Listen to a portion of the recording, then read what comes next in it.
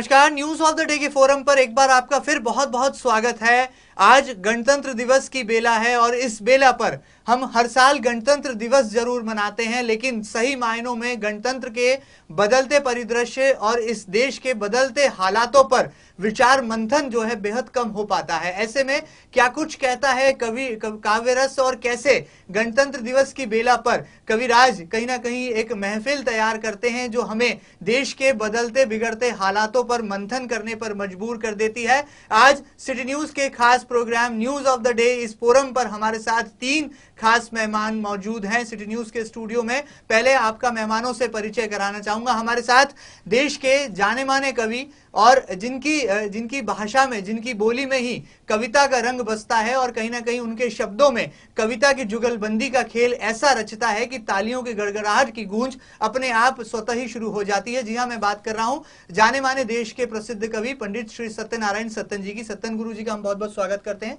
हमारे साथ एक और खास मेहमान है श्री कैलाश जैन साहब, जो कि अनूठे ढंग से काव्य रस के जरिए अपनी एक अलग पहचान जो है समाज में रखते हैं। जैन साहब, आपका भी बहुत बहुत स्वागत है। हमारे साथ एक और खास मेहमान के तौर पर मौजूद हैं प्रोफेसर श्री श्याम सुंदर पलोर साहब। पलोर साहब भी बड़े ही चुटीले अंदाज में देश के बनते बिगड़ते समीकरणों पर अपने व्यंग और काव्य रास कहीं ना कहीं अपनी पहचान के तौर पर रखते हैं। और आज हम जानने वाले हैं कि किस तरह से गणतंत्र दिवस की बेला पर किस तरह से गण और तंत्र इस परिभाषा को गढ़ने के लिए कविता जगत क्या कुछ अपनी राय रखता है। प्रोग्राम की शुरुआत करें इससे पहले थोड़ी सी विचार विमर्श कर लेते हैं और हमारे तीनों ही खास मेहमानों से जानने की कोशिश करते हैं कि आखिर ये जन का क्यों आखिर मन बदल रहा है और किस तरह से गण अलग कहीं खड़ा है और तंत्र कहीं ना कहीं विकृत रूप में अब अपने समाज में अपना परिदृश्य रख रहा है। शुरुआत करते हैं प्रोफेसर श्री पलोर साहब से। पलोर साहब, क्या लगता है जनता के लिए क्या कुछ आपके मन में संदेश है जो आपको लगता है प्रसारित होना चाहिए, जन जन तक पहुंचना चाहिए, जनमानस तक? देखिए, परिस्थितियां बहुत प्रतिकूल है जी। समाज में विकृतियां तो आई है और न केवल समाज में विकृतियां आई है अपितु देश का राजनीतिक परिदृश्य भी कहीं न कहीं इन विकृतियों के आगोश में लिपटा पड़ा है।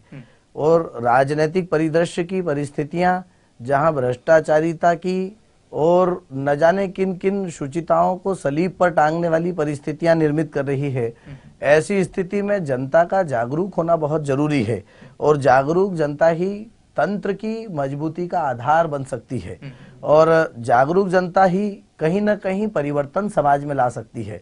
जितनी भी बड़ी बड़ी क्रांतियां हुई है वे तमाम क्रांतियां कहीं न कहीं जनता की जागरूकता से ही आई है। इसलिए यदि कहीं राजनीतिक परिदृश्य बदल रहा है तो जनता का समाज के इस विकृत वातावरण में साथ में प्रजातंत्र की परिस्थितियों को ध्यान में रखते हुए कानून के उन तमाम सारे वातावरण को अपने अनुरूप ढालने के लिए कहीं जनता का जागना और जनता का जागरूक होकर एक बड़ी क्रांति खड़ी करना, वो क्रांति जो अतीत में भी कई बार होती आई है, वो क्रांति जिसको जयप्रकाश नारायण ने भी शुरू किया था, तो लोक निर्माण आंदोलन के रूप में वो क्रांति बड़ी क्रांति बनी थी और समाज में परिवर्तन आया था, राजनीतिक परिस्थितियां बदली थी। ऐसी क्रांति आज तक कई बार हुई है। बिल्कुल, कहीं ना कहीं जन क्रांति की दरकार है। इस गणतंत्र दिवस की बेला पर कुछ ऐसा कहना है प्रोफेसर श्री पलोर साहब का। जैन साहब की तरफ लौटते हैं। जैन साहब, क्या लगता है आपको, जिस तरह से जो देश के बढ़ते बिगड़ते हालात हैं, राजनीतिक हालातों की बात करें या संविधान के ढांचे की, मूल ढांचे की बात करें, क्या लगता है वाकई में ये देश गणतंत्र दिवस मनाने को तैयार है? हाँ, गणतंत्र दिवस तो मनाना ही जाना चाहिए क्योंकि हमें तंत्र और जो मिला है, जनता को जो संविधान मिला है उसकी पालन में जनता तो बिल्कुल जागरूक है। लेकिन कहीं ना कहीं देखते हैं हम कि राजनीति में काम करने वाले लोग अपने आप को, संविधान को और देश के कानून को रोंदने की बात करते हैं, कहीं उससे उलट बात करते हैं। कश्मीर में संविधान को जलाया जाता है, हमारे तिरंगे को जलाया जाता है। तो ये जो कुछ भी आज देश में हो रहा है उससे जनता का जो है विश्वास थोड़ा डगमगा रहा है और जरूरी है कि कवि अपनी कविताओं के जरिए, अपने काव्य के जरिए, अपने विचारों के जरिए उसको जनता को जागरूक करे और उसको विधानों की, संविधान की तरफ मोड़े।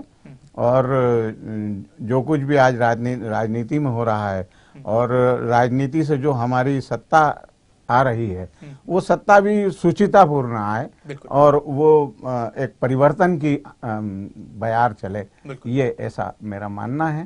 कि जैसे अभी हमारे ऊपर सीमाओं के ऊपर आक्रमण हुए, पाकिस्तान, चाइना, पाकिस्तान के सैनिक हमारे सैनिक का सर काट के ले गए और राजनीति मूक दर्शक बनी रही।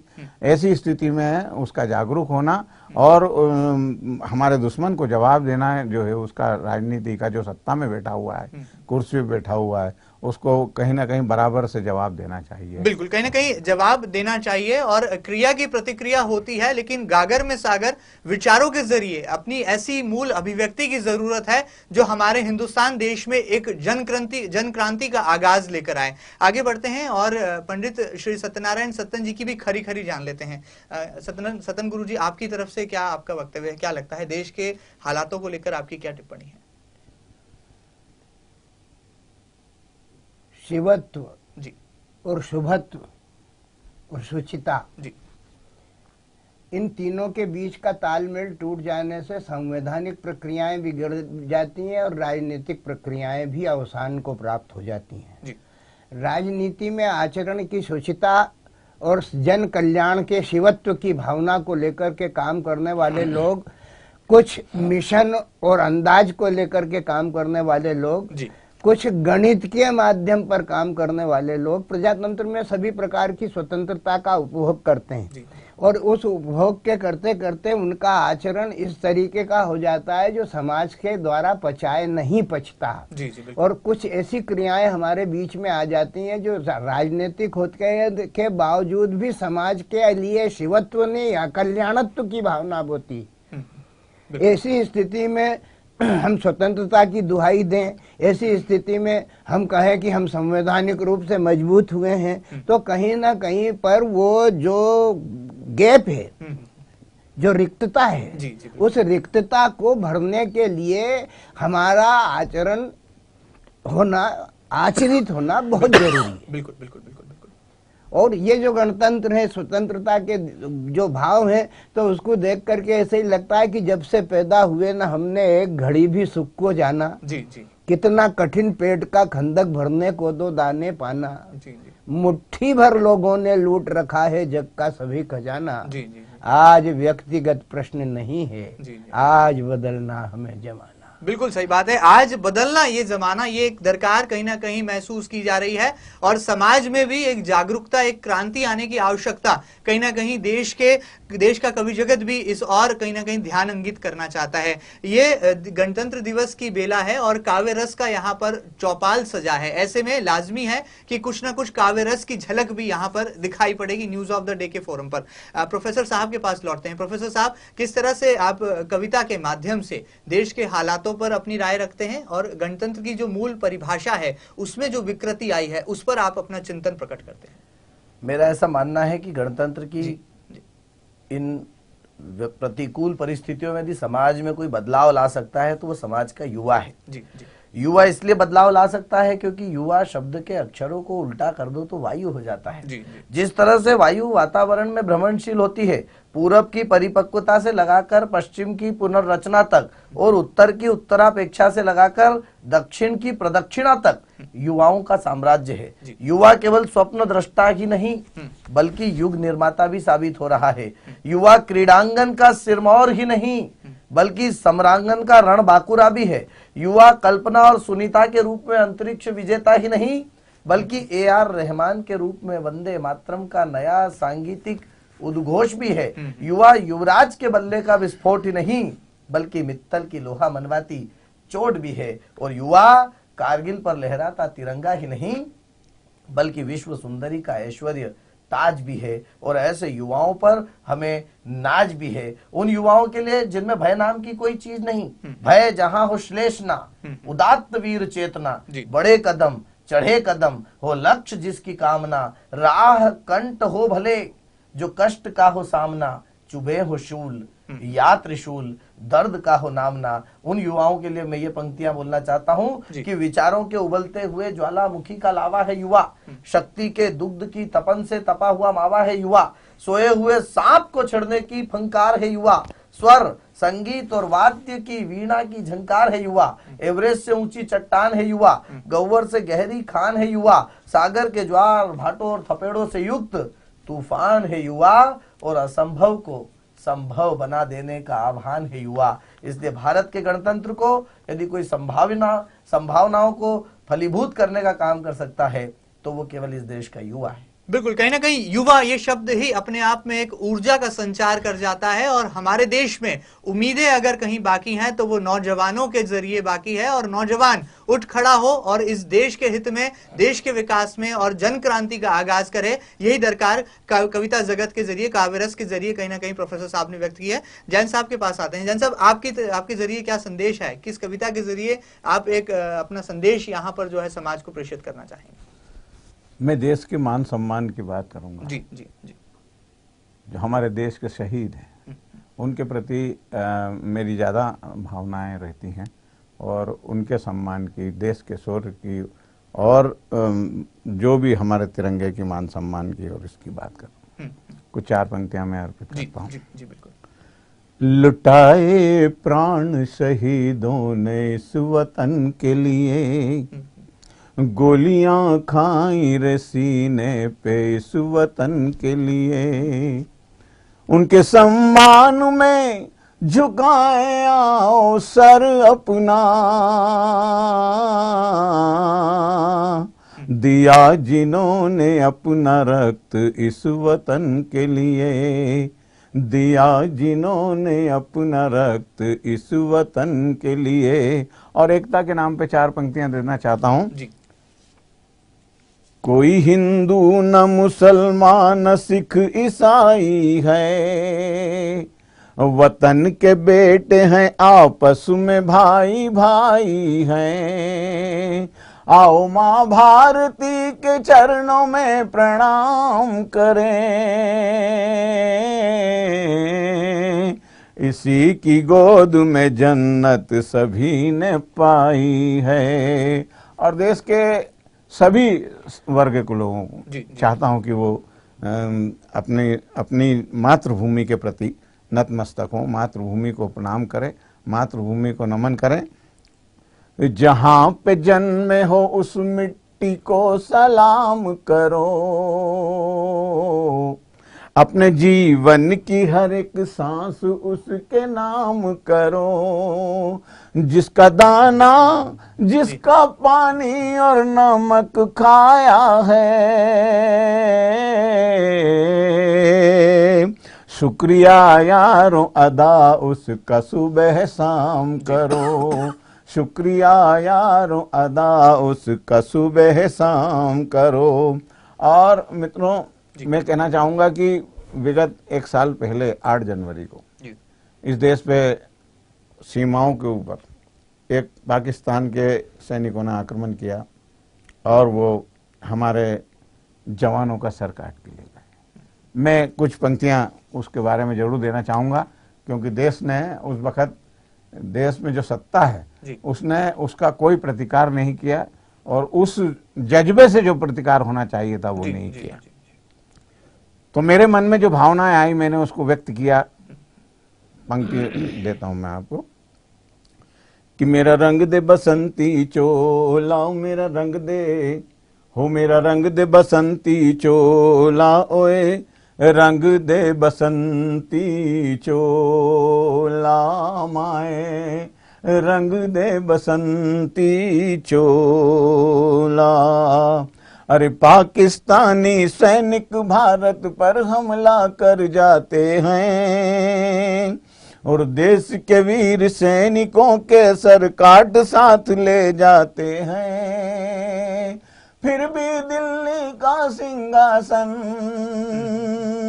हो, फिर भी दिल्ली का सिंहासन 1 इंच ना डोला, हो मेरा रंग दे बसंती चोला, मेरा रंग दे, मेरा रंग दे बसंती चोला, ओए रंग दे बसंती चोला, माए रंग दे बसंती चोला। और पाकिस्तान के साथ साथ आजकल चीन भी हम पर जी जी बिल्कुल। गाहे बगाए जब भी उसकी मर्जी आती है आकर के जम जाता है और हमारी सीमाओं का अतिक्रमण करता है। 4 पंक्तियां अंतिम रूप से बोलूंगा जी कि पाकिस्तान के साथ साथ अब चीन हमें धमकाता है। पाकिस्तान के पाकिस्तान के साथ साथ अब चीन हमें धमकाता है। बार बार सीमा में आकर टेंट गाड़ जम जाता है। ड्रैगन के सम्मुख भारत कब ड्रैगन के सम्मुख भारत कब शेर की भाषा बोला। मेरा रंग दे बसंती चोला, मेरा रंग दे बसंती चोला, ओए रंग दे बसंती चोला माए, रंग दे बसंती चोला। बहुत ही बढ़िया। वाकई में दुश्मन देश पाकिस्तान ने जब जब हिंदुस्तान की सरहदों पर आक्रमण किया है तब अब कहीं ना कहीं हालातों को देखकर लगता है कि अब ईंट का जवाब पत्थर से देने की जरूरत है। और शायद कवि जगत भी, या कहा जाए काव्य रस के जरिए, यहाँ पर जैन साहब ने भी कुछ ऐसा ही गहरा संदेश देने की कोशिश की है। आगे बढ़ते हैं, सम्मानीय श्री सत्तन गुरु जी के पास लौटते हैं। सत्तन जी, आप किस तरह से अपनी बेबाक राय रखते हैं और क्या लगता है गणतंत्र दिवस की इस बेला पर काव्य रस की ये चौपाल क्या संदेश यहाँ पर देगी दर्शकों को? देखिए जी प्रोफेसर श्याम जी ने कहा कि युवा के ऊपर हम अभिमान कर सकते हैं, उस पर सम्मान कर सकते हैं। युवा को उलट दो तो वायु हो जाता है। अब युवा को उलट देने मात्र से वायु शब्द बन जाता है, लेकिन उसके अंतर्गत वायु का प्रवेश हो ये कोई जरूरी थोड़ी है। वायु दो ही प्रकार की होती है, सुगंधित भी होती है, दुर्गंधित भी होती है। तो युवाओं का जो एक स्वरूप जिसका वर्णन प्रोफेसर श्याम सुंदर कर रहे हैं, मैंने भी देखा इन सड़कों पर चलते हुए तमाम युवाओं को। उनसे प्रश्न किए तो बोले तुमने मुझको क्या समझा है, मैं तो 16 दूना 8 हूँ। जी जी बिल्कुल। तुमने मुझको क्या समझा है, मैं तो 16 दूना 8 हूँ, लावारिश, फुटपाथ शिरोमणि, नव फैशन का नया लाट हूँ। मेरी मौलिक अदा देख के सब झक मारे सारे अभिनेता। सड़कों पर फिरते जो मजनू मुझे मानते अपना नेता। चुस्त पेंट में फंसा फंसाया, होठों में सिगरेट थमाए। मैं बिल्कुल खलनायक जैसा, जूते जिसे मोड़ ना पाए।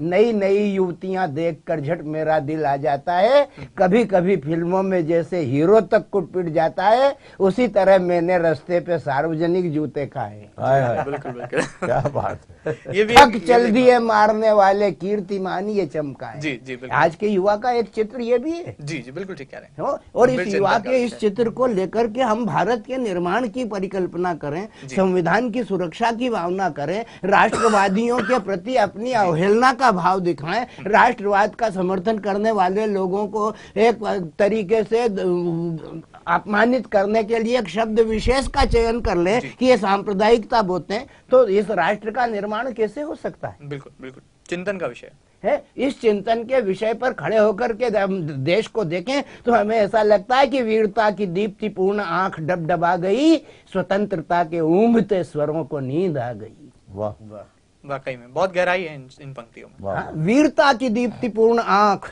डबडबा गई, स्वतंत्रता के ऊंघते स्वरों को नींद आ गई। क्या हुआ क्या इस देश में?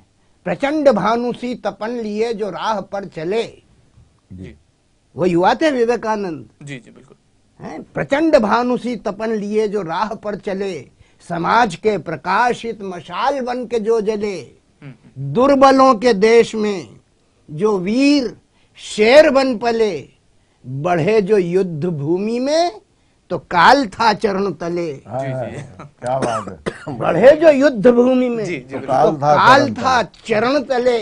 उनकी ठोकरों से आंधियां भी थरथरा गई। जी जी बिल्कुल। पर स्वतंत्रता के डूबते स्वरों को नींद आ गई। बिल्कुल बिल्कुल। क्या है आज स्थिति? स्वतंत्रता के दीप की लो कांपती प्रहार से। बिल्कुल। स्वतंत्रता के दीप की लो कांपती प्रहार से, बिका ईमान कोड़ियों में, स्वार्थ के बाजार से गुजर रहा कुकृत्य, देखो साधना के द्वार से, और निकल रही है आह राजघाट की मजार से। वाह वाह निकल रही है आह बिल्कुल राजघाट की मजार से, जी जिनका वक्ष चीर गोलियां स्वयं लजा गई। जी बिल्कुल। जिनका वक्ष चीर गोलियां स्वयं लजा गई, पर स्वतंत्रता के डूबते स्वरों को नींद आ गई। हुआ क्या इस देश में? बिल्कुल बिल्कुल। देखा क्या है हमने कि नवीन नव प्रभात में उदास क्यों नई किरण, वो युवा भटक रहा है। नवीन नव प्रभात में उदास है नई किरण, भूमि जा स्वतंत्रता का कौन कर रहा हरण। बिल्कुल बिल्कुल। शरण जो देते गैर को, वो खुद ही ले रहे शरण। नाम है विकास का और पीछे रख रहे चरण। वाह वाह। वाकई में सोचने नाम है विकास का और पीछे रख रहे चरण, इसीलिए तो केटली में फिर उबाल आ गई। इसलिए चाय की केटली में उबाल आ गई। स्वतंत्रता के डूबते स्वरों को नींद आ गई। दिया जिन्होंने रक्त, जी वो भटक रहे हैं दर बदर। दिया जिन्होंने रक्त, वो भटक रहे हैं दर बदर। चला रहे हैं स्वार्थी दुकान उनके नाम पर। त्याग रुग्ण हो गया, लगी जो पाप की नजर, लगी है भ्रष्टाचार की नजर।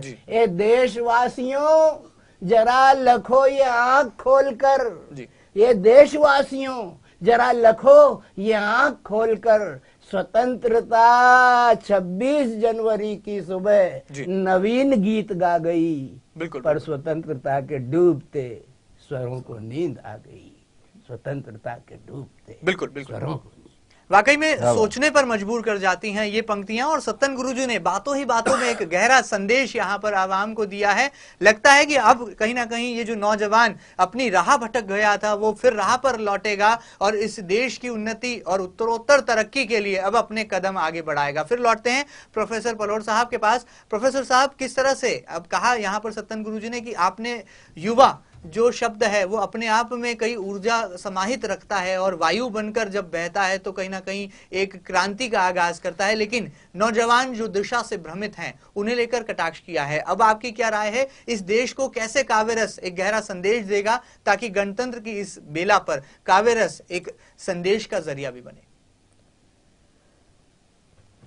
देश को ईमानदारी से, जहां मैंने एक पक्ष युवाओं के नेतृत्व को लेकर या युवाओं में एक नई सोच को लेकर या युवाओं की चेतना की अच्छी छाप है आपके विचारों में, लेकिन उन युवाओं की अच्छी छाप ने इस देश को जो विकृति दी है और जो इस देश ने भोगा है, अभी दिल्ली में जो बड़ा भारी कांड हुआ है वो क्या है कि गुरु महाराज ऐसे कांड तो युवाओं का ही क्यों हम विचार करें? क्या बुजुर्गों ने नहीं दिए? जब देश को संभालने का संपूर्ण दायित्व युवाओं के कंधे पर डालकर राजनीति से लगा करके प्रशासन तक एक ही परिकल्पना की जाती है, तो उस परिप्रेक्ष्य में हम उन्हें नहीं भुला सकते, क्योंकि वो भी उस देश में निवास करने वाले लोग हैं। युवाओं के उजले पक्ष पर भी निश्चित तौर पर विचार किया जाना चाहिए। किया ना आपने, और युवाओं के उजले पक्ष पर रामचरितमानस में विचार किया गया, महाभारत में विचार किया गया। हम सनातन काल से विचार करते चले आ रहे हैं। आज की राजनीति भी युवाओं पर ही विचार कर रही है। दो युवा हमारे बीच में खड़े हुए हैं और उसमें कुछ लोग ऐसे भी ऐसा है, हमने युवाओं ने ही ये विचार दिया कि हम तो निश्चित तौर पर बुजुर्गों के आधार पर ही अपनी आधारशिला रखकर और चले हैं। उनके तपस्वी विचारों से, उनकी वरिष्ठता और उनके मार्गदर्शन और उनके अनुभवों का लाभ लेकर एक युवा ताकत तो ये विचार करती है कि इमारत में पाया बड़ी चीज है और तिजारत में माया बड़ी चीज है, और दुनिया की सारी सियासतें छिन जाए तो क्या, सर पर मेरे बुजुर्गों का साया बड़ी चीज है। लेकिन उस बड़ी चीज को विचार करते करते जब इस राष्ट्र की तमाम सारी परिस्थितियों का आकलन करते हैं और जब ये विचार इस देश की खास तौर पर राजनीति में आई विकृतियों के साथ मन मानस को झकझोरने के लिए तत्पर होता है, तब कहीं ना कहीं गणतंत्र दिवस पर मैं जो एक विचार कविता के माध्यम से यहाँ लाना चाहता हूँ, परम श्रद्धेय गुरु महाराज के चरणारविंद में समर्पित इसलिए करना चाहता हूँ कि आप काव्य शिरोमणि हैं, आपकी चरणों की रज को मस्तक पर लगाकर भी मैं कविताओं के एक एक बंद लिखूं तो संभवतः मैं अपने आप को सौभाग्यशाली मान सकता हूं कि ऐसे व्यक्तित्व के शहर में बैठकर मैं कविता कर रहा हूं। तब मैंने एक कविता इस देश की राजनीतिक व्यथा कथा को और इस देश के असली में भोगने वाले नागरिक के द्वारा भोगने वाले कष्ट को गणतंत्र दिवस पर मैं जहां अभिव्यक्त करना चाहता हूं, वो एक कविता के माध्यम से, उस व्यंग रचना के माध्यम से अभिव्यक्त इसलिए करना चाहता हूं कि यदि हाल ही में संपन्न हुए 3-3, 4-4 राज्यों के विधानसभा चुनाव में एक कोई नया प्रश्न चिन्ह खड़ा होकर सामने आया हो या एक प्रलय सी एक बड़ी परिवर्तन क्रांति दिखाई दे रही है, तो उसके पृष्ठ में जो विचार करने योग्य बिंदु है वो बिंदु है महंगाई। बिल्कुल, जो कि इस गणतंत्र दिवस पर मैं जनता की उस व्यथा को एक व्यंग रचना के माध्यम से आपके बीच समर्पित करना चाहता हूं। गुरु महाराज, आपको समर्पित है ये व्यंग रचना महंगाई। कि वो जब रात को घर आया तो बीबी ने उसे बताया, सुनो जी, पप्पू ने सुबह से खाना नहीं खाया, इसलिए आज मुझको पानी तक नहीं भाया। शक्कर जो पिछले हफ्ते आप लाए थे उसके दाम सुन मेरे कदम नहीं बढ़ पाए थे। गेहूं का आटा भी चाटा मार रहा है और भाव उसका अब 4 अंकों के पार रहा है। ये गिलकी, ये भिंडी, ये टमाटर, ये आलू, अरे ये सब गिलकी, ये भिंडी, ये टमाटर, ये आलू सब्जियां ही नहीं है तो बगैर किसका डालूं। दाल रोटी खाकर कभी गरीब जिया करते थे, मेहमान भी तब खूब चाय पिया करते थे। अब दाल रुखसत कर गई और चाय गुम है। हर वस्तुओं की कीमतों में आया देखो कैसा बूम है। तेल और घी तो बस अब सपनों में आया करते हैं, अपने स्वाद की याद से बच्चों को रुलाया करते हैं। मुफलिसी का प्रिय खाद्य कांदा देखो कर रहा है घांधा ही घांधा। मुफलिसी का प्रिय खाद्य कांदा देखो कर रहा है घांधा ही घांधा। कभी पहुंच से दूर तो कभी हदों के पार है, फिर भी उसके हर छिलके से हमको प्यार है। क्या बात? फिर भी उसके हर छिलके से हमको प्यार है। गांधी जी ने नमक के लिए सत्याग्रह किया, कई दिन उपवास रखकर अंग्रेजों से लोहा लिया। वो नमक भी अब हमको कर्ज में डाल रहा है और जिह्वा की जरूरत को जेबों से खंगाल रहा है। वो नमक भी अब हमको कर्ज में डाल रहा है और जिह्वा की जरूरत को जेबों से खंगाल रहा है। हल्दी मिर्ची राई जीरा के भाव हमको रोज दिला रहे हैं ताव। हल्दी मिर्ची राई जीरा के भाव हमको रोज दिला रहे हैं ताव। अरे ड्राई फ्रूट्स तो अब संग्रहालय में रखे जाएंगे, साल में एक आध बार उनके स्वाद चखे जाएंगे। भारत में कभी दूध की नदियां बहती थी, दादी नानी ऐसी अनेक कहानी कहती थी। गोपाल की गैयाओं का शक्ति पुंज दुग्ध स्वर्ण तत्वमय हमको कर देता था मंत्र मुग्ध। वो दूध भी अब आम आदमी की पहुंच से दूर रहा है। कल को हम फिर कहेंगे हमारा कोहिनूर कहाँ है। कल को हम फिर कहेंगे हमारा कोहिनूर कहाँ है। अरे महंगाई के इस दौर में जब हम किसी को कलदार देते हैं तो वो कहते हैं कि सिक्के तो अब भिखारी तक नहीं लेते हैं। वो कहते हैं कि सिक्के तो अब भिखारी तक नहीं लेते हैं। ये मुद्रा का अवमूल्यन है या मूल्यों का बढ़ना। गुरु महाराज, व्यंग रचना जो आपसे प्रेरणा लेके लिखी है मैंने, ये आपकी एक कविता से प्रेरणा लेके लिखी है। व्यंग समझना, ये मुद्रा का अवमूल्यन है या मूल्यों का बढ़ना। इतिहास के पन्नों पर अब नई इबारत गढ़ना। अरे अर्थशास्त्री मुखिया बना तो लगा कुछ और है, सियासती संदूक में अंधियारा घनघोर है। दाढ़ी मूछे नाम की देश चलाती है चोटी।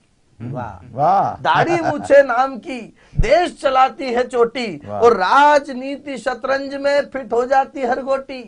फाइल चलती दफ्तर में जब रकम लगती है मोटी और काम करवाने जाओ तो ढीली हो जाती लंगोटी। काम करवाने जाओ तो ढीली हो जाती लंगोटी। अरे पेट्रोल और डीजल के मूल्य भी अब ऊंचे चढ़ते जा रहे हैं। सच मानो तो सारी महंगाई बस यही बढ़ा रहे हैं।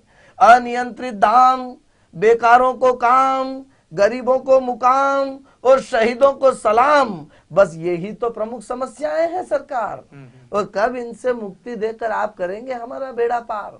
अरे जब जनता त्रस्त हो, नेता मस्त हो, अधिकारी व्यस्त हो, तब क्यों न ऐसी निर्दयी सरकार का सूर्य अस्त हो। क्या बात, वो पाषाण की तरह खड़ा, जब जनता त्रस्त हो, नेता मस्त हो, अधिकारी व्यस्त हो, तब क्यों ना ऐसी निर्दयी सरकार का सूर्यास्त हो। वो पाषाण की तरह खड़ा बीबी की बातें सुन रहा था। मैंने बात की शुरुआत की थी, पत्नी पति को बता रही है, वो पाषाण की तरह खड़ा बीबी की बातें सुन रहा था और मन ही मन महंगाई से लड़ने का सपना बुन रहा था। सोच रहा था आय से अधिक व्यय हो रहा है, कमाया हुआ पैसा न जाने कहां खो रहा है। ऐसे में यदि घर में कोई हो जाए बीमार, महंगी दवाई और जांचों की पड़े जेबों पर मार, तो सच मानिए यार, दिल कहता है बार बार, महंगाई तो सरकार की गलत नीतियों का है अत्याचार। अरे महंगाई तो सुरसा का मुंह है जो लगातार बढ़ता जा रहा है, और आम जनता रूपी सीता का अपहरण करता विमान है जो आसमान चढ़ता जा रहा है। महंगाई कंस है जो अभागन देवकी के बच्चों को लील रहा है। अरे महंगाई तो जहर का वो प्याला है जो आम सुकरातों को पीने को मिल रहा है। महंगाई क्रूर है, अक्रूर है, शुंभ है, निशुंभ है। इस धरा पर महंगाई राक्षसों का कुंभ है, और कारणों को खोज खोज हमें उस महंगाई को भगाना होगा। और कष्ट भोग कर भी सोए हुए लोगों को बार बार जगाना होगा। कष्ट भोग कर भी सोए हुए लोगों को बार बार जगाना होगा। वाकई कहीं ना कहीं जनमानस से सरोकार रखने वाले मुद्दे को यहाँ पर छुआ है प्रोफेसर साहब ने। और जो महंगाई एक बहुत मुझे याद आता है कि रू पहले पर्दे पर कुछ दिनों पहले एक गाना बड़ा प्रचलित हुआ था, जो शायद किचन की किचकिच के से लेकर के गृहिणी की चिंता तक कहीं ना कहीं उनकी जुबान पर चढ़ा था कि महंगाई डायन खाए जाते हैं। शायद गणतंत्र दिवस की इस बेला पर महंगाई का जो मूल मुद्दा है वो कहीं ना कहीं चिंता जी बिल्कुल। ये जो महंगाई की बात करते हैं उसका बीज कहाँ है? जी बिल्कुल, मूल पर जाने की का बीज तो जहाँ रखा है वहीं रखा है, और उसमें 3 अक्षर शामिल है, और वो है नेताई। जी जी, क्या बात है। जी बिल्कुल। उस महंगाई का मूल वहीं पर रखा हुआ, बीजारोपण वहीं पर रखा हुआ है। अरे भाई, कविता तब होती है प्रोफेसर जब कलम अपना सिर कागज पे झुका देती है। क्या बात है। जब कलम अपना सिर कागज पर झुका देती है तब कविता होती है। लेकिन सिर झुका देने से और उस शाही में डुबा देने से वो शाही एक ही बात उस कलम को समझाती है कि देख, तूने मुझे इस दवात में डुबा करके मेरा मुंह तो काला कर दिया, लेकिन इससे ऐसा कुछ मत कहना जिससे तेरा मुंह काला हो जाए। इन्होंने देश का मुंह काला किया है, और देश का मुंह काला करने वाली अगर कोई शख्सियत है तो वो नेतागिरी है। मैं कहता हूँ कि काम बड़ा नेताई का, नाम बड़ा नेताई का, जिसने पिया वो इतराया, जाम बड़ा नेताई का। क्या क्या करें बयान, जगत से न्यारी है ये नेताई, मजनू को लैला से ज्यादा प्यारी है ये नेताई। नेताई गंगा माता, नेताई ही दुखदाता, जो इसमें स्नान करे वो जीवित स्वर्ग सुख पाता। काले को सफेद हरदम करती रहती ये नेताई, नहीं किसी की हुई आज तक ऐसी है ये हर जाई। प्राण किसी के हर लेती, जेब किसी की भर देती, जो इसने मन में चाहा वो पल 2 पल में कर लेती। इस नेताई के सौदे, बिल्कुल ये महंगाई इस नेताई के सौदे ऊंची बोली में होते हैं। इस सौदेबाजी के कारण ही तो हम सब रोते हैं। वाकई में इस सौदेबाजी के कारण ही तो हम सब रोते हैं। अरे सुनते थे जिसने जैसा बोया उसने वैसा काटा, सुनते थे जिसने जैसा बोया उसने वैसा काटा, पर हमने जो बोया था उस खेती में आया घाटा। ये मक्कारी की बड़ी बहन, बिल्कुल, भ्रष्टाचारी की नातन, बेईमानी की सासू, और स्वार्थ की सग्गी दुल्हन, रिश्वत इसकी छोरी है, काला बाजारी गोरी है, चुस्त पायजामा कुर्ता ऊपर से टोपी धोरी है। बस यही वेश है माई का, करती काम सफाई का, गला घोटती भाई का, काम बड़ा नेताई का, वाकई नाम बड़ा नेता। ये बीज है महेंद्र जी। बिल्कुल बिल्कुल बिल्कुल। वाकई में सत्तन गुरु जी ने यहाँ पर इस देश की मूल समस्या के पीछे का कारण कहीं ना कहीं अपनी काव्यरस के जरिए अभिव्यक्त किया है। शायद हमारा देश हिंदुस्तान, जिसे सोने की चिड़िया कहा जाता था, था। अब इसी सियासत के फेर में यही हिंदुस्तान कहीं ना कहीं नैतिक मूल्यों के गिरावट के चलते पतन की ओर गिर पड़ा है। और वाकई में काव्य जगत कहा जाए, काव्य रस के जरिए ये टिप्पणियां कहीं ना कहीं सोचने पर मजबूर कर देती है। काव्य रस की ये चौपाल इसी तरह से सजी रहेगी। फिलहाल एक अंतराल की बारी है। मिलते हैं एक छोटे से अंतराल के बाद और न्यूज ऑफ द डे के फोरम पर जारी रखेंगे गणतंत्र दिवस की बेला पर सिटी न्यूज के स्टूडियो में मौजूद खास मेहमानों के साथ काव्य रस का यह सिलसिला।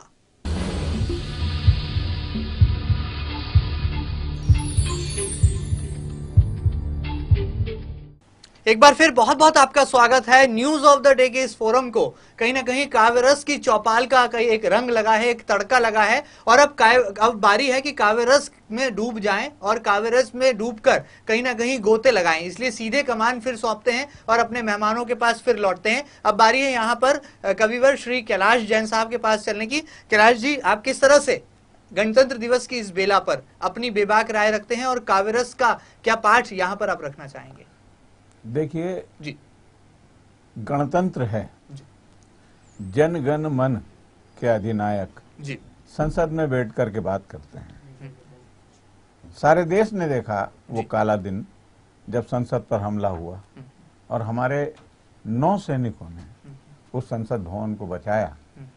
कारगिल में -30 डिग्री के उसमें काम जो है हमारा सैनिक जी अपने देश की रक्षा करता है। मैं कहीं ना कहीं भारत की जनता के सामने अपने सैनिकों के प्रति पुष्पांजलि अर्पित करना चाहता हूँ, काव्यांजलि अर्पित करना चाहता हूँ और भारत की जनता उनकी शुक्रगुजार है क्योंकि जब हम देश में अपने सारे के सारे जो भी कार्यक्रम करते हैं, जीवन यापन करते हैं और हम आमोद प्रमोद में भी रहते हैं, तो हमारा सैनिक देश की सुरक्षा सीमा पर करता है, जिसके कारण हम महफूज हैं। एक गीत के माध्यम से मैं अपनी बात कहूंगा। भारत का जन जन पुलकित हो,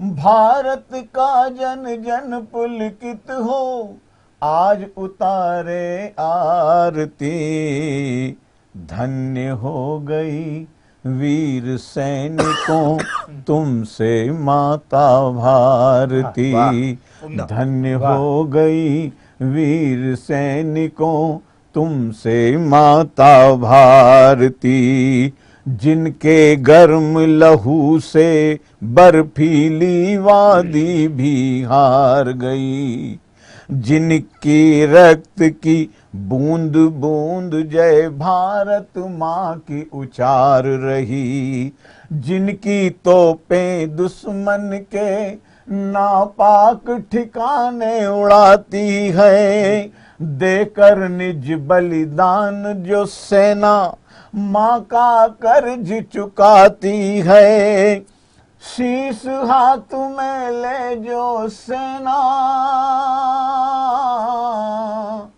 शीश हाथ में ले जो सेना दुश्मन को ललकारती, धन्य हो गई वीर सैनिकों तुमसे माता भारती, वतन पे प्राण लुटाने वालों तुमको कोटि कोटि नमन, अमर रहेगा नाम तुम्हारा, याद रखेगा तुम्हें वतन, कवि के कोमल काव्यमयी ये श्रद्धा सुमन समर्पित है, अपने गुलशन की खुशबू है, वीरों तुमको अर्पित है, भारत की सेना को दुनिया,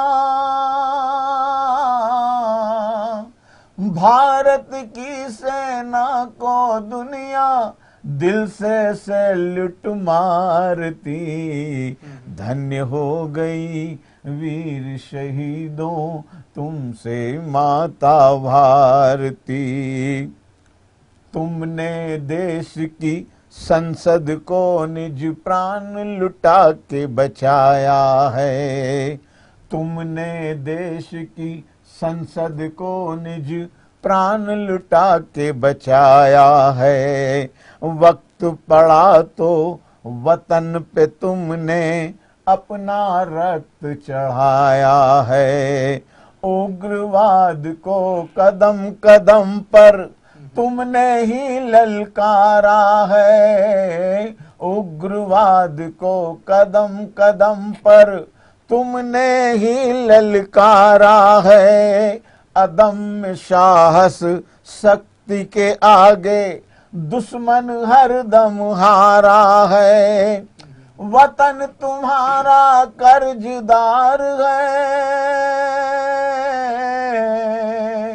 वतन तुम्हारा कर्जदार है। जनता ये स्वीकारती।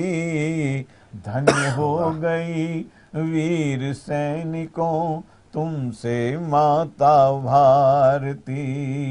भारत का जन जन पुलकित हो आज उतारे आरती।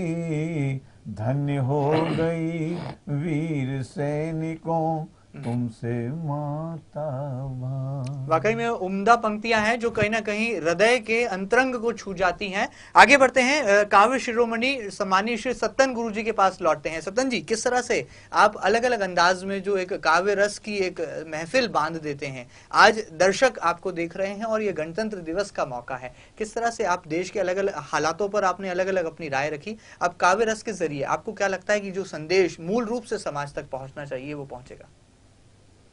संदेश तो समाज तक कविता पहुंचाती ही है। जी जी बिल्कुल। कविता की परख तो सोने से ज्यादा की जाती है। सोने को जिस तरीके से परखा जाता है उसी तरीके से कविता को भी परखा जाता है।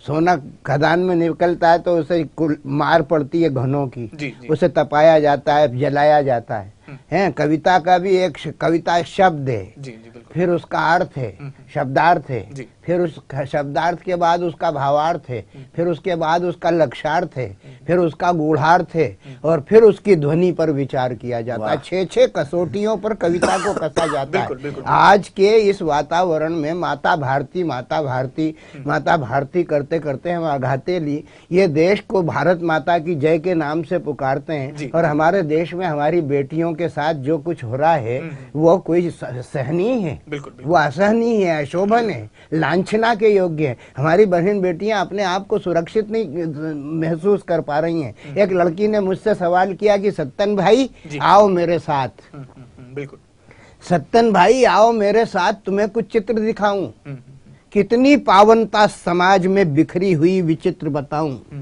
घर से बाहर होते ही आगे पीछे दाएं बाएं कुछ रावण, कुछ कीचक, कुछ दुशासन इर्द गिर्द मंडराए। धर्मशास्त्र में मैं मर्यादा की रेखा हूँ, धर्मशास्त्र में मैं मर्यादा की रेखा हूँ, मैं नारी हूँ, पौरुष का पावन लेखा हूँ, पर यहीं छुपे हैं मुझे बाजार बनाने वाले। जी जी बिल्कुल बिल्कुल। यहीं छुपे हैं मुझे बाजार बनाने वाले, चर्म वस्त्र के उजले पर चरित्र के काले।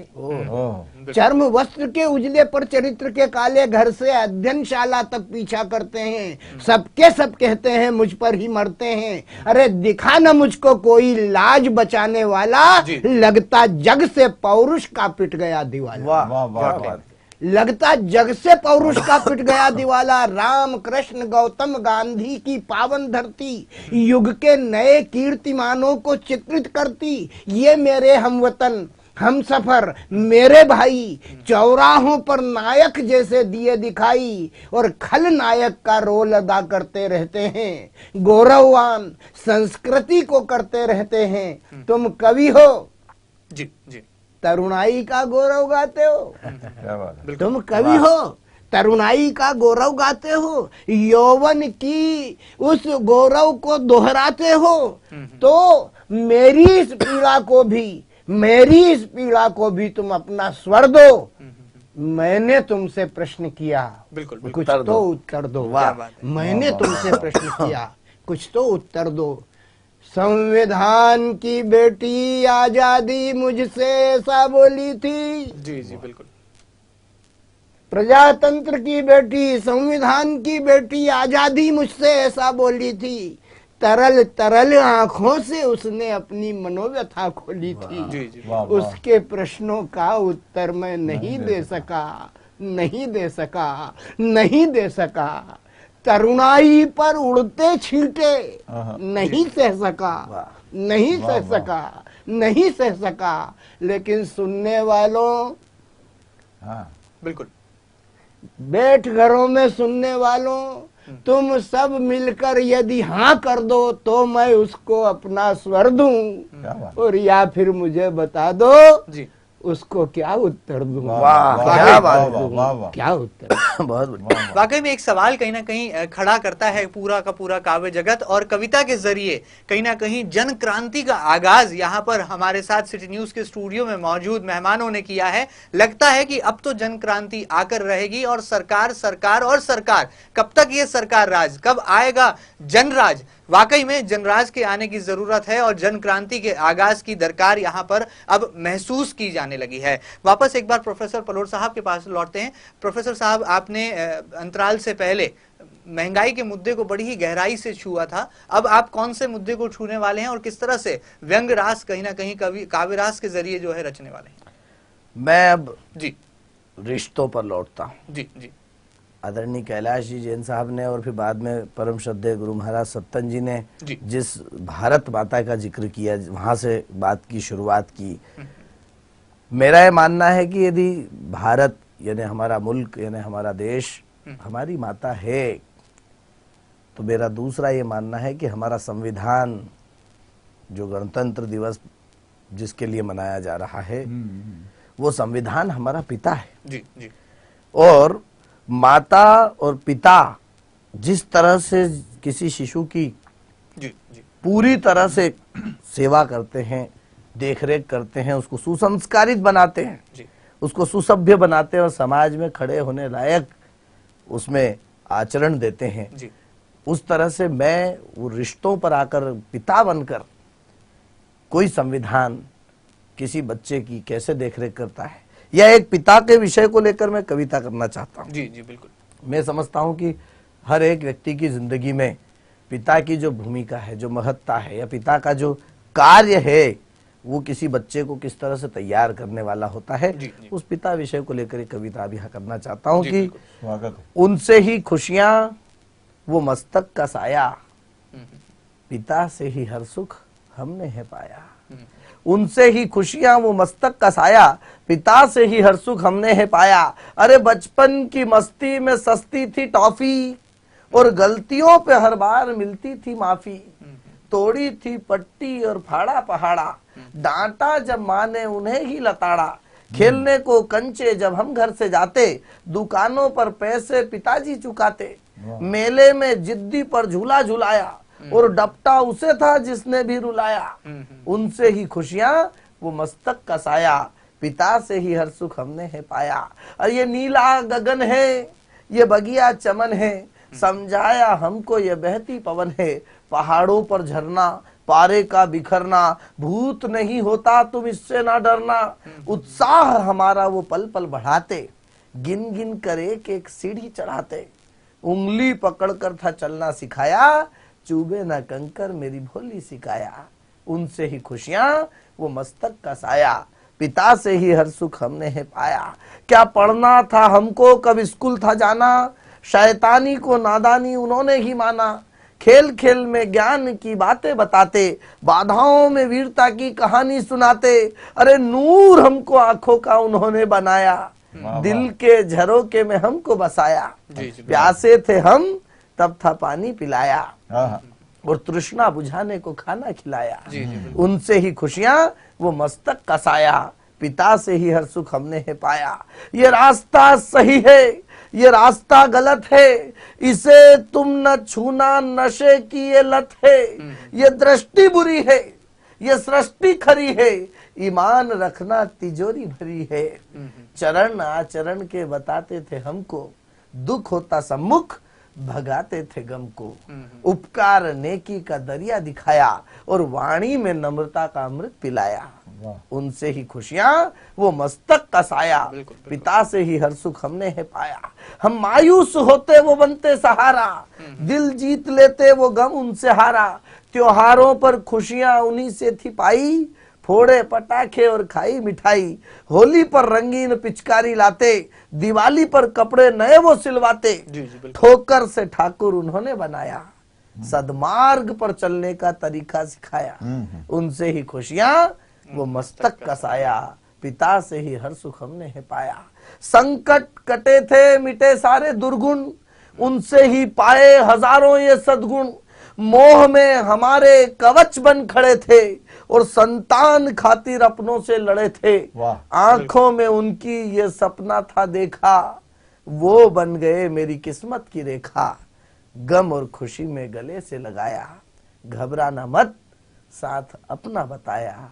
उनसे ही खुशियां वो मस्तक का साया, पिता से ही हर सुख हमने पाया। और अंतिम 10 पंक्तियां मेरी दृष्टि में पिता क्या है, जी जी, एक कवि की दृष्टि में पिता क्या है।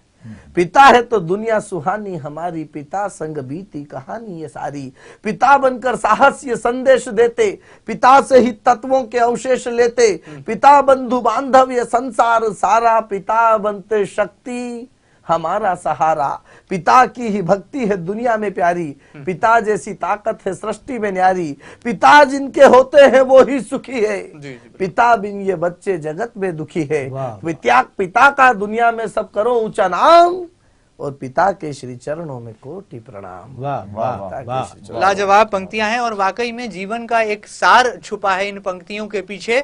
भारत माता को नमन और गणतंत्र दिवस की इस बेला पर पिता क्या है, पितृ की भूमिका क्या है, इसको भली भांति यहाँ पर काव्य रस के जरिए अभिव्यक्त किया प्रोफेसर पलोर साहब ने। फिर लौटते हैं काव्य शिरोमणि आदरणीय श्री सत्तन गुरु जी के पास। सत्तन जी, भारत माता को नमन और पितृ पुरुष को नमन, अब आपको क्या लगता है भारत देश या कहा जाए नौजवान क्या करे कि जन क्रांति आ जाए? और ये जो सियासत का खेल है, जो थोड़ी देर पहले आपने कहा था ये नेता ही ले डुबाई, तो ये कहाँ पर अब इस कहीं ना कहीं लहरों से बचने की कवायद जो है काव्य रस करना चाहेगा कविता के जरिए?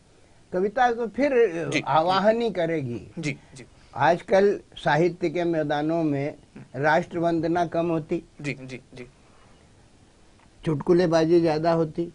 तब ऐसा लगता है कि कविता की नाव पे चुटकुला सवार है, ये भी उपकार है और ये एक व्यापार है। जी जी बिल्कुल है?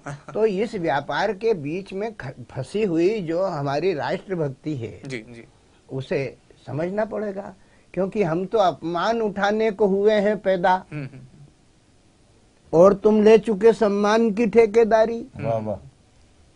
बैठे जी, न्यायासन पर बैठे हैं, बड़े बड़े पदों पर बैठे हैं, और किसी बात की चर्चा नहीं है। और जब निकल करके आता है तो भ्रष्टाचार निकल करके आता है, तब हमें ऐसा लगता है कि हम तो अपमान उठाने को हुए हैं पैदा, और तुम ले चुके सम्मान की ठेकेदारी। अनगिनत दाग खा के भी सफेद हो अब तक, आड़ में तुमने सदा अछूती बाजी मारी। तुमने निर्माण दुल्हनिया के गहने बेच दिए, माँ का श्रृंगार नोच खुद का तन सजाया है। तुमने हर बच्चे से माता का दूध छीना है, तुमने हर भूखे का निवाला छीन खाया है। नैन सुख जी, तुम्हें किस नाम से पुकारूं मैं? जी बिल्कुल, आप तो स्वर्ग से आए खुदा के बंदे हैं, पर इन आँख वालों का कुछ बयान है यूं कि यहाँ मशाल ची संबंध है। इन आँख वालों की बात का मुझे यकीन नहीं, वोट दिए जी जी, इन आँख वालों की बात का मुझे यकीन नहीं, यकीन तुम पे है जी बिल्कुल। तुम बतलाओ, कौम के आगेवान वक्त की मशाल हो तुम, फिर अंधेरा ही अंधेरा है क्यों कुछ समझाओ। आप उद्घाषणों और भाषणों के रसिया हो, तो भरी सभा में प्रश्नों के जवाब दो हमको। अब न बहलाए से बहलेंगे ये नंगे भूखे, अब न बहलाए से बहलेंगे ये भूखी जनता। भूखे नंगे पहरेदारों, वतन का सब हिसाब दो हमको। बिल्कुल बिल्कुल, पहरेदारों वतन का सब हिसाब दो हमको, क्योंकि राघव का तप जिसकी रग में रमा है, राघव का तप राघव का तप जिसकी रग में रमा है, श्री कृष्ण जैसी जलाई क्षमा है, गीता सरी की जलाई क्षमा है, पर छलकते हैं अब आंसू जिसके नयन से, वही भारती है, वही अपनी माँ है, वही भारती है। छलकते हैं आंसू अब जिसके नयन से, वही भारती है, वही अपनी माँ है, वही भारती है, वही अपनी माँ है। जलाओ न छाती उसे अब बचाओ, बहुत नोच खाया है कुछ तो लजाओ। सगे पूत, जी जी बिल्कुल, सगे पूत बापू के हो तुम बोलो, इस अंधेरे उजाले का कुछ भेद खोलो। क्यों घबरा के इंसान डाय जाल पीता, क्यों रेलों की पटरी पे जाकर के सोता, क्यों मरता गरीबा लगा करके फंदा, कमाता है कोई क्यों लाखों का चंदा, अभी तक सहा है बिल्कुल, पर अब ना सहेंगे, खड़े हो के फांसी पे भी हम कहेंगे कि राघव का तप जिसकी रग में रमा है, बिल्कुल बिल्कुल, बिल्कुल। गीता सरी की जलाई क्षमा है, छलकते हैं अब आंसू जिसके नयन से, वही भारती है, वही अपनी माँ है, वाकई वही अपनी माँ है। वाकई में दिल को छू जाती हैं ये पंक्तियां। और सत्तन गुरु जी ने बड़े ही चुटीले अंदाज में जिस तरह से लगातार वो अलग अलग मुद्दों पर अपनी बेबाक राय रखते हैं, अब एक गहराई का गोता भी यहाँ पर दर्शकों को लगाने का मौका दिया है। वीर रस का थोड़ा सा रंग और ले लेते हैं और फिर लौटते हैं कविराज श्री कैलाश जैन साहब के पास। कैलाश जी, कौन से वीर रस की कविता के जरिए आपने जिस तरह से कहा कि दुश्मन देश ने जब जब हिंदुस्तान की सरहदों पर हमला किया है तो खून खौला है, और नौजवान कहा जाए जो सैनिक है उसके ढांढस के लिए, उसके हौसले के लिए नौजवान की आवाज भी बुलंद हुई है, वीर रस का कौन सा रंग अब आपके पास है? इस देश को चेतना देने का और इस देश को एक नई क्रांति जिसने दी है वो नारा है वंदे मातरम, माँ को नमन करने का। कुछ पंक्तियां मैं देता हूँ, उसमें एकता और विश्वास की बात है। वंदे वंदे मातरम, वंदे मातरम, वंदे मातरम, वंदे वंदे मातरम, वंदे मातरम, वंदे मातरम, वंदे। भारत की धरा भारत का गगन बोले, यह राष्ट्र मंत्र जन जन का मन बोले। बोले अजान, बोले अजान मंदिर का गान बोले। वंदे मातरम, वंदे मातरम, वंदे मातरम, वंदे वंदे मातरम, वंदे मातरम, वंदे मातरम, वंदे। और एक दृश्य है कि जब हम आजादी की लड़ाई लड़ रहे थे तब सीने खंजर से चाक हुए पर क्रांतिवीर बोले। फांसी का फंदा चूम चूम कर हिंद वीर बोले। बोले सुभाष अशफाक और भगत आजाद यही बोले। दे देंगे जान, दे देंगे जान, गाएंगे गान वंदे वंदे मातरम, वंदे मातरम, वंदे मातरम, वंदे वंदे मातरम, वंदे मातरम, वंदे मातरम, वंदे। और देश को आगे बढ़ाने के लिए जिन युवाओं की बात हो रही थी उन युवाओं के प्रतीक लेकर के चार पंक्तियां मैंने इस गीत में कहने की कोशिश की है। अंतिम रूप से चार पंक्तियां आपको दे रहा हूं कि अर्जुन को धनुष उठा चलना होगा फिर से रण में। कान्हा को गाना होगी गीता फिर से जन जन में। तो बंसी की तान, बंसी की तान गाएगी गान वंदे वंदे मातरम, वंदे मातरम, वंदे मातरम, वंदे वंदे मातरम, वंदे मातरम, वंदे मातरम। वंदे मातरम ये शब्द ही अपने आप में ऊर्जा का संचार कर जाता है और देशभक्ति की भावना हमारी रगों में कहीं ना कहीं दौड़ने लगती है और दिलो जान में हिचकोले लेने लगती है। प्रोफेसर साहब के पास फिर लौटते हैं और जाते जाते जिस तरह से उन्होंने अलग अलग मुद्दों पर अपनी उपस्थिति दर्ज कराई, अब क्या संदेश वो जनता को यहाँ पर देंगे और गणतंत्र के मौके पर ये जो काव्यरस की चौपाल यहाँ पर सजी है इसे विराम दे। इससे पहले सीधे चलते हैं प्रोफेसर पलोड़ साहब के पास और किस तरह से वो पूरी काव्यरस के जरिए अब यहाँ पर बेबाकी से अपना संदेश देने वाले हैं। प्रोफेसर साहब, मैं तो सिर्फ जी उसी बात को पुनः यहाँ रखना चाहता हूँ अंतिम बहुत संक्षिप्त पंक्तियों के साथ कि कविता क्या है। जी बिल्कुल। कविता कागज पर उकेरा हुआ विचार है। कविता समाज पर किया गया उपकार है। कविता उपासना है, व्यथा है, कथा है, सार है। कविता रस, छंद और अलंकार है। कविता दिलों से दिलों को जोड़ने वाला तार है। कविता सर्वस्व है, विराट है, संसार है। कविता इन कवियों के पास अपार है, इसीलिए कविता से हमको बेहद प्यार है। वाह वाह। इसीलिए कविता से, और एक छंद के माध्यम से मैं अपनी बात को, अपनी पंक्तियों को समाप्त करना चाहता हूँ कि कवि की कपोल पोल खोल देती बोल कर, कवि की कपोल पोल खोल देती बोल कर, ओज में वाणी गीत गाती डोल डोल कर। मंच और माइक तो कवि के हैं हथियार, मुख से निकलते हैं शब्द तोल तोल कर। कि कवि गीत चुनता है, जो भी उसे सुनता है, हमने पिरोई माला माणिक टटोल कर। श्रोताओं की आत्मा को गुदगुदाता है कवि, तालियां बजाते तब सब दिल खोल कर, तालियां बजाते तब सब दिल खोल कर। वाकई में प्रोफेसर पलोट साहब ने जाते जाते गणतंत्र दिवस की इस बेला पर एक गहरा संदेश देने की कोशिश की है। कविता जहां से शुरू होती है, कविता वहीं पर आकर खत्म होती है। जी हाँ, मैं बात कर रहा हूं आदरणीय सत्तन गुरु जी की। सत्तन जी, बेबाक अंदाज में किस तरह से जनता के लिए अलग अलग आपने पढ़ाव काव्य रस के दिखाए, अलग अलग समस्याओं पर आपने ध्यान इंगित किया। अब इस गणतंत्र दिवस पर क्या कुछ कहना चाहते हैं, और काव्य रस के जरिए जो आपका चिंतन और मनन है उसे कैसे आप अभिव्यक्त करेंगे? उबाल जो है रक्त में। जी जी जी बिल्कुल। डॉक्टर हमारे मित्र जी श्याम जी ने कहा था युवाओं को, मैं उन्हीं से कहना चाहता हूँ, राजनेताओं से क्या कहें, तुम चाहे जिस भी दल के हो किंतु राष्ट्र से बड़े नहीं हो। जी बिल्कुल। तुम चाहे जिस भी दल के हो किंतु राष्ट्र से बड़े नहीं हो। संसद में जाकर बैठे हो, राष्ट्र गानित खड़े नहीं हो। जी जी बिल्कुल बिल्कुल बिल्कुल। जनता का विश्वास खो चुके, एक थैली के चट्टे बट्टे कालिक पोत गए थे तुम पर, केवल 4-5 मरघटे। हम जीवन को किस परिप्रेक्ष्य में देखना चाहते हैं? बिल्कुल बिल्कुल। आखिर हमारी जो स्थितियां हैं वो हमसे क्या कहना चाहती हैं और हम उनसे क्या कहना चाहते हैं?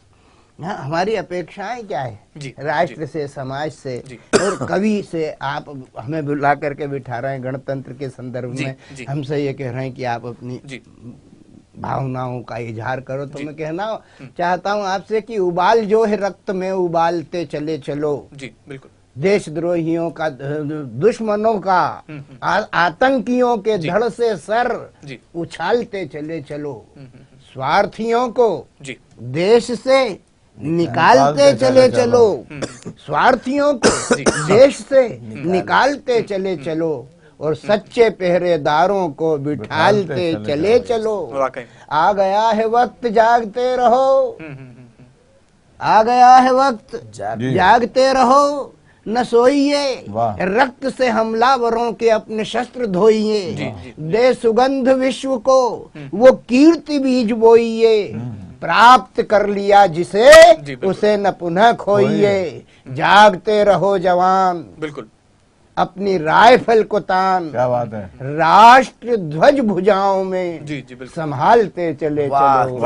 राष्ट्र ध्वज भुजाओं में संभालते चले चलो। उबाल जो है रक्त में उबालते चले चलो। इस गणतंत्र पर इसी शुभकामना के साथ मैं अपनी वाणी को विराम देते हुए ये कहना चाहता हूँ कि देश में प्रगति की लाक्षणिकता है। शिवत्र को आरोपित करने का भाव है, लेकिन निर्माणों का उपहास, बिल्कुल निर्माणों का उपहास, नियम जग का, जग हंसे हौसला पस्त नहीं होगा। यह अपनी अटल साधना का सूरज बिल्कुल हो गया उदय, अब अस्त नहीं होगा। अब अस्त नहीं होगा, बिल्कुल अब अस्त नहीं। वाकई में उम्दा पंक्तियों के साथ इस काव्य रस की चौपाल को यहाँ विराम दिया है आदरणीय कविराज श्री सत्तन गुरु जी ने। जिस तरह से सिटी न्यूज के खास पेशकश न्यूज ऑफ द डे में हमने कोशिश की, ये शब्दों की महिमा है और पंक्तियों की रेलम पेलम है